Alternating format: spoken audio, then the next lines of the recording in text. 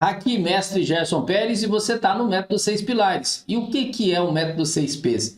Conhecimento de abertura, de tática, pilares essenciais, de estratégia de final, pilares de lapidação e os pilares complementares, meio jogo e análise com foco no cálculo. Você vai desenvolver a sua força técnica, o seu senso prático e o extra tabuleiro. Isso com videoaulas de 8 minutinhos, direto ali ao ponto, muito objetivas, e também material de apoio para você aprofundar. Esse vídeo é de estratégia e é de estratégia básica. Olha só, não precisa ficar desesperada aí, que nem essa mocinha que está aparecendo aí na tela, essa enxadrista, porque nós vamos ficar por dentro do que vai aparecer no vídeo. O que nós vamos estudar hoje? Ah, professor, mas aí tá mais fácil então, é? Veja só. No Fique por Dentro, você vai observar que a gente vai lá de volta ao básico. Vamos na base mesmo, nos fundamentos, nos conceitos, nas leis que governam as posições. Você, para ser um bom estratego, um bom estrategista, tem que posicionar bem as suas peças. Tem que cuidar da estrutura e a qualidade dos seus peões. Ficar esperto aí com a problemática da troca de peças e profilaxia restritiva e provocativa. Quem falou isso está no livro do GM sueco Hellstein. Seria ali dominando a estratégia do xadrez. Agora, tá fazendo volta aí aquele tabuleirinho, professor. Vamos pegar o tabuleirinho? Vamos? Ó, já apareceu.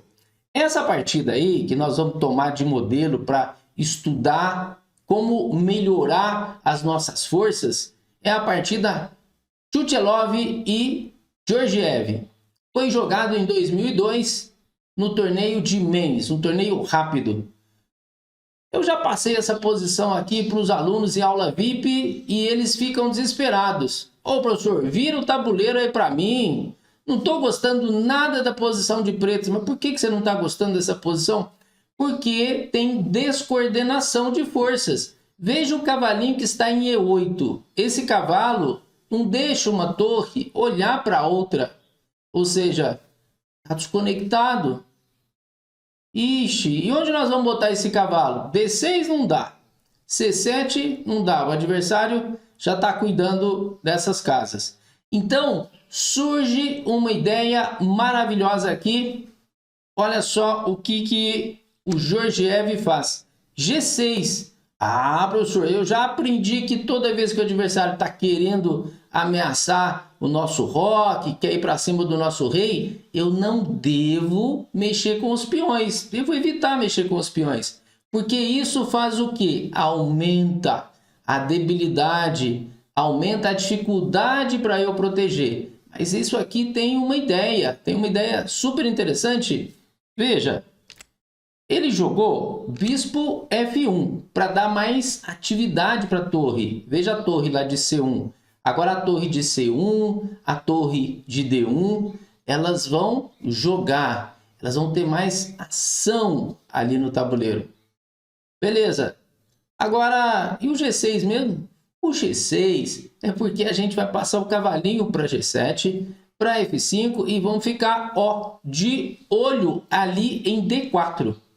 Então você vai harmonizar as suas peças fazendo essa manobra. E essa manobra então entra no rol de lances caracterizados como estratégia, planejamento.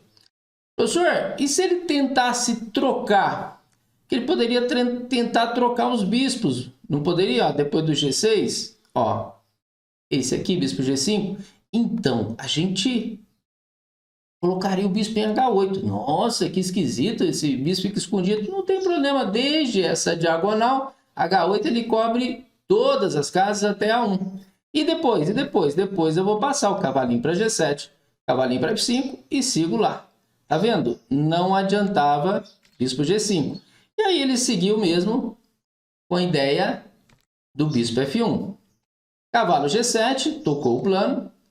Dama E3, olha, é melhor você jogar um plano ruim do que jogar sem plano nenhum. Aí do Tigorinho. Esse dama E3 serve para quê? Ih, professor, para nada. Depois vai fazer um cavalo F5, a dama vai ter que sair. Então, por isso que era melhor já fazer dama H3. Se for para jogar dama, dama H3. Então, esse dama E3 não foi considerado bom. E cavalo F5. Agora a dama foi para H3. Torre de F, D8. Assim a gente fica na dúvida se é a torre de A, se é a torre de F. Em geral, a ala da dama, dividindo em duas partes, a torre de A vai para D8. A torre de F vai para E8. Salvo se você for dobrar na coluna. Aí tanto faz jogar uma ou outra. Porque aí seria torre D7, depois torre D8. Ou então naquelas posições que você precisa manter mais proteção ali para o roque, para o rei. Posições, por exemplo, na siciliana. As posições sicilianas que aqueles peões vêm todos para cima. É melhor você deixar a torre ali, muitas vezes, para ajudar a proteger esse rei. Mas, no geral, você briga pela coluna aberta, pela coluna semi-aberta. Bom, aí torre D3, ó. Carência de plano de novo. Isso aqui foi uma partida de xadrez rápido. Não dá para ter tanta profundidade, mas olha, jogasse aí torre D8. Torre D8 e torre D1, pelo menos acabaria um pouco a pressão que as pretas vão fazer logo logo. E5, ó, o centro começa a andar. Esse peãozinho já atacou o bispo saiu, já atacou a torre agora tomou. O que que adiantou então o torre D3? Perdeu tempo, assim como aquele dama E3 que foi para H3. Torre toma D8. Bispo F4 e H5. Posso colocar o cavalo em D4 quando eu quiser. E o peão de H5 deixa protegido agora. Ah, o cavalinho agora não precisa sair. Se jogar G4, a gente toma. Então, ó, agora nós vamos fazer um resumo do nosso estudo. Uai, professor, com esse jeito de estudar aí mais moderno, ficando mais fácil, hein? Tô gostando. Vamos lá. Então, semelhante a essa enxadrista aí, né? Ela tá meio que... E aí, o que que eu consegui aprender desse vídeo? Vamos ver o que que a gente conseguiu aprender? Olha aí o resumo. Faltou as brancas objetividade. Lances como dama E3, depois dama H3, torre D3 e mais tarde torre D8. São perdas de tempo. A posição das pretas precisava do quê? De coordenação de peças, o que se conseguiu com o G6, o cavalo G7, o cavalo F5, com ideias ali de pular para D4. Então, cumpriu função de harmonização da posição. E as jogadas como E5, E4 ganharam espaço, território no centro, e o H5 consolidou então essa posição do rei. Então, esta videoaula nós falamos de quê? De melhorar as nossas peças, de harmonia. Para fechar aqui, vou deixar o pensamento aí do Tigorin, que encaixa muito bem com o que nós fizemos. Até um plano ruim é melhor do que a falta de plano. Vamos em frente, rumo à excelência no xadrez. Valeu!